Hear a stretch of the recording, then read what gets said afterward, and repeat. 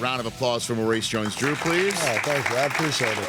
Then also for Roger Staubach as he leaves after getting 3 of 10, tying Kurt Warner. Said to me he should have had at least 5. He said. I know. I mean, he's a gamer. I mean, that's how you become a Hall of Famer, right? Competitive spirit. And he also called my good friend Bailey, who's in the audience right here. I have not seen Bailey since he helped time my 40-yard dash last year at the Combine. Part here, part and parcel.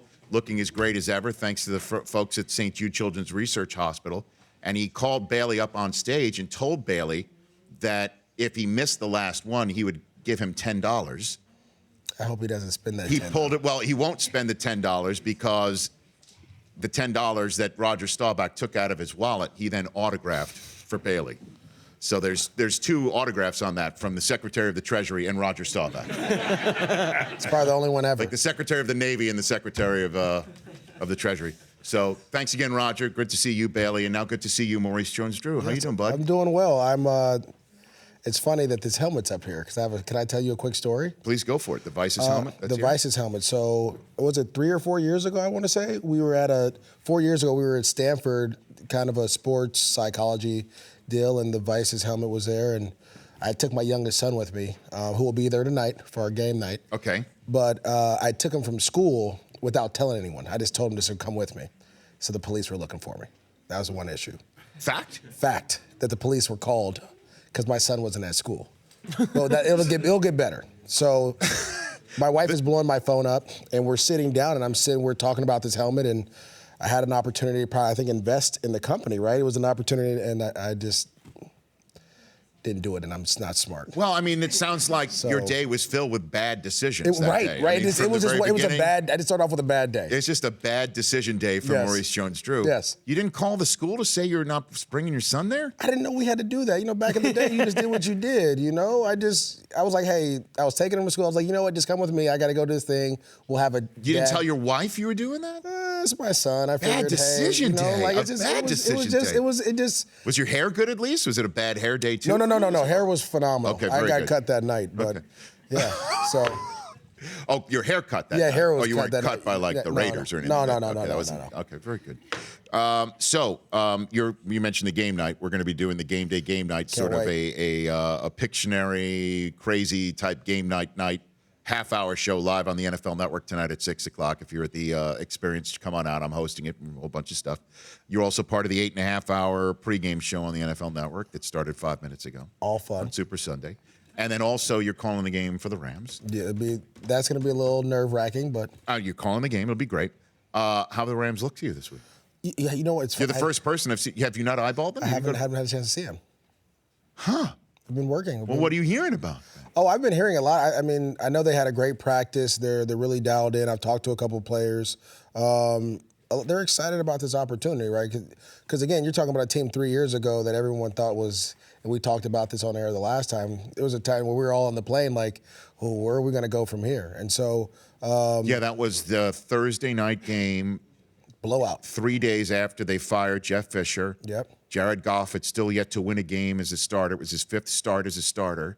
And there wasn't a single person on that plane that thought they were 37 games removed from the Super Bowl, or that in 2 years' time, any team that had just fired their coach was trying to replicate whatever the Rams were cooking. Right.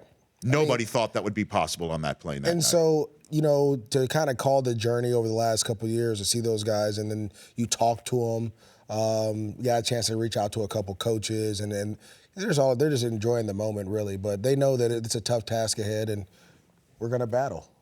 We're going to do this. Pointing at the Patriot fan on the side. We're going to battle. It's on. But I think it's going to be fun. I think it will be, too. Is Gurley hurt or not? No, he's not hurt. So then what happened, man? Similar to the Vices story, yeah. He's had a bad day, right? I think sometimes you just wake up on the wrong side of the bed.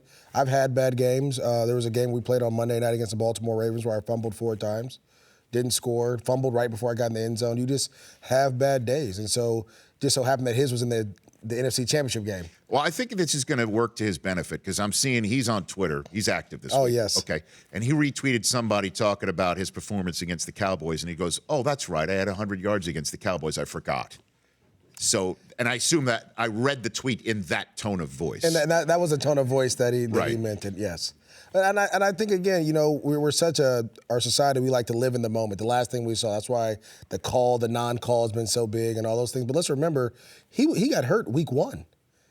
And all those big games that he had throughout the season until the last couple weeks, I mean, he was doing it on the same knee that everyone's really thinking that he's banged up on. So, the 200-yard game against Denver and the 3 touchdown games that he was having and the big game against Detroit, so he's a very capable player to make plays, and I think they'll utilize him. Maurice Jones-Drew here on the Rich Eisen Show. What about the idea that they need to have a game like that from Gurley to win?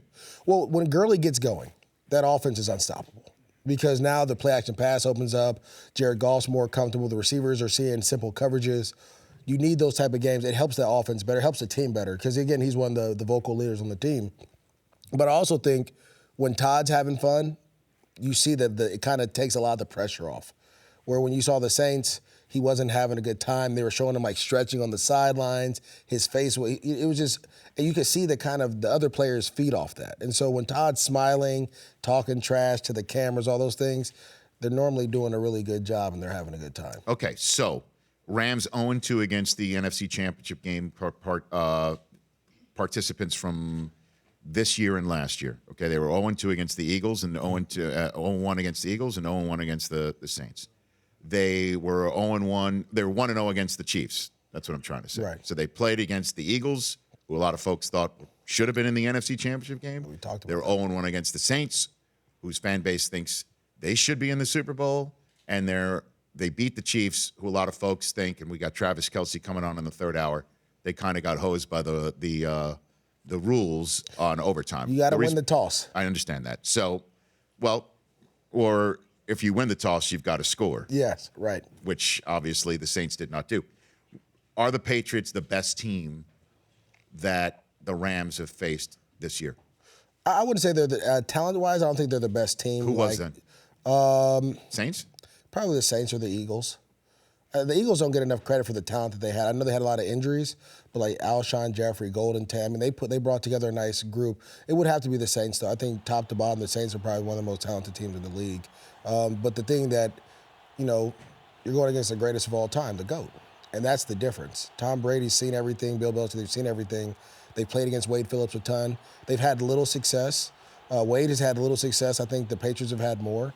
And that's a concern. But again, just like last year, the Eagles had 2 guys that won, Super Bowls with the Patriots or played for the Patriots, just like the Rams do. Brandon Cooks and Aqib Talib, they're going to play a big role in this game because those are guys that you picked their brain last week on what Tom Brady likes to do, what is this called, why do they like to do this, and then vice versa for McVay. Why do they run this type of coverages? What do you think they're going to try to do with Aqib Talib? Then you can game plan and scheme around that.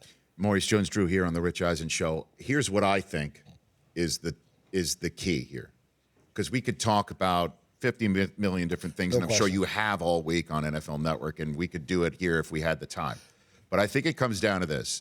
With McVay and Belichick and McDaniels and Wade Phillips, you've got some terrific minds operating here. Right. Terrific.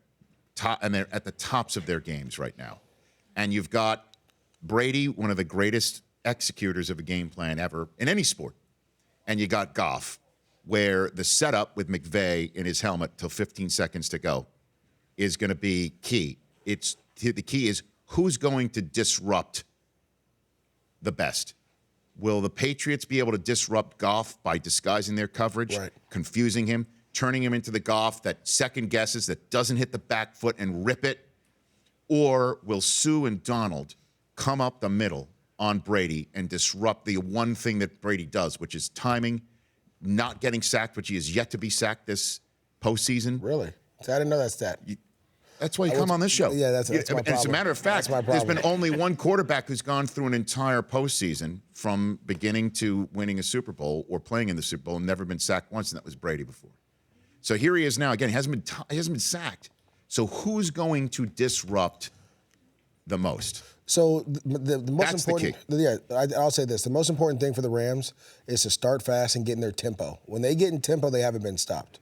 I think there's a stat where they're one of the top 3 teams in the league in the 2-minute situations at half to score points and at the end of the game to score points.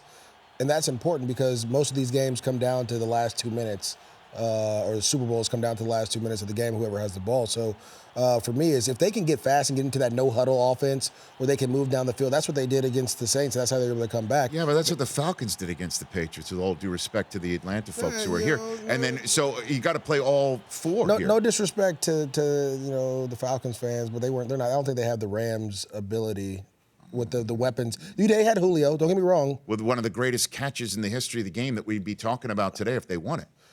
You're exactly right. Okay, and hold on a minute, and Devontae Freeman and Tevin Coleman. I mean, Julio is special. And Matt Ryan MVP has had more experience going into that game than Goff does. I don't want to get caught in this wormhole. I just think that this team, they've been through a lot throughout this season and last season, right? Obviously, the Falcons beat them last year, and they still have a lot of things that they feel they should be able to do. So for me, it's more of getting back to being you. Don't allow Bill Belichick to change you. Like so many guys, I think Reggie Bush said it, like you should go out with two backs. Well, they never put two backs on the field, so why would you do that? Be you and do the best plays that you can do and execute your plays to the best of your ability and then see what happens with the way the ball. I would rather lose being the Los Angeles Rams of 2018 than trying to be something else. There's no question, though, that Belichick and Brian Flores on defense is going to they're going to disguise the defense to the last second. They won't commit until the last second. Yeah, but I can already tell you. Force Goff to have that helmet turned off on his head in the Super Bowl and see what's what. Well, I can tell you already what they're going to do. They're going to play cover zero, which is all-out blitz with no safety help. They're going to try to get the ball, get Jared to think faster. They're going to play a lot of man coverage. They'll probably put Stephon Gilmore on Robert Woods and then double-team Brandon Cooks. And then they'll allow Josh Reynolds to do some things and those tight ends to make plays on one-on-one, but you're going to have to make tight, good throws into tight windows. So McVay knows it too. What's going to be the counter there? Or you just don't care? Someone's going to have to win.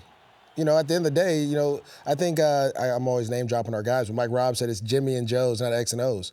That's what it comes down to the Super Bowl. Are your players better than theirs at the end of the day? And you think the Rams players are better? Looking at Brockman. They have a better roster. There you have it. I didn't have to say it. He said it. C.J. Anderson's such a difference maker, too. Rosters don't win Super Bowls. Would Malcolm Brown have been able to do what C.J. Anderson's doing right now? I think Malcolm's a different running back. C.J. is not won a even Super what he's Bowl too. Yeah, not even what he's done on the field. It's what he brings off the field, like that veteran leadership. Playing for different teams, seeing different things. Being cut and going through adversity where he's helping Todd out with some of that right now. Obviously, people are saying, are you hurt? What's going on? What's wrong? Those type of deals. But then also, C.J. Anderson is a really good running back. And he's a phenomenal pass blocker. And Malcolm Brown was coming into that this year before he got hurt. I want to see how they utilize both of those guys if they would come back next year. You ready to call the Super Bowl? I'm excited. Yeah, I'm about to do a lot of studying tonight. Sounds like you're good. I mean, what are you studying? I just got to, because I want to make sure when I go on with you before Sunday that I'm ready, and then I want to make sure I call the game the right way. This is it's a. Well, I've never been to the Super Bowl before, like that. I've never played in this game, so I want to make sure that But you've been here with the NFL Network before, right? Yeah, but I've never called the game. It's a big deal. I know it is. Not to get you nervous. And that's the thing. That's what I'm probably gonna be able to sleep. I went to bed early last night. I was in bed at 11:30 last night. Wow. Because I wanted to make sure I was at my best today. No hooting with the Owls. No, not maybe tonight. After I study.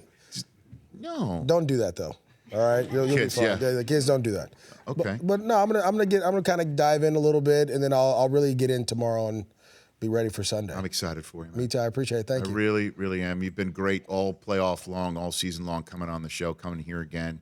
This back-to-back Fridays for you. I love it. I know. So don't forget Are you us. ready? What do we go? A wager here, Maurice? I've worked for the NFL. I don't do. Yeah, there's no such thing. But you keep staring him down. I'm just. Here's the deal. He's afraid because I correctly predicted the Chargers Patriots game, and he's worried that I got a little juju. But you were wrong. You said they're going to win by 20, and they won by like 40. So you were actually wrong in that situation, but it was close. Have a great one, man. I appreciate it. Thanks for coming on. Maurice Jones-Drew, everybody, right here on the show. Thank you, guys. Charles Woodson still to come. Same with Kyler Murray. It's an hour 2 filled with Heisman Trophy winners. When we come back, we'll catch up on whatever else is going on in the rest of the world, and there's a lot. That's coming up here on The Rich Eisen Show. The Rich Eisen Show, weekdays at noon Eastern on Audience.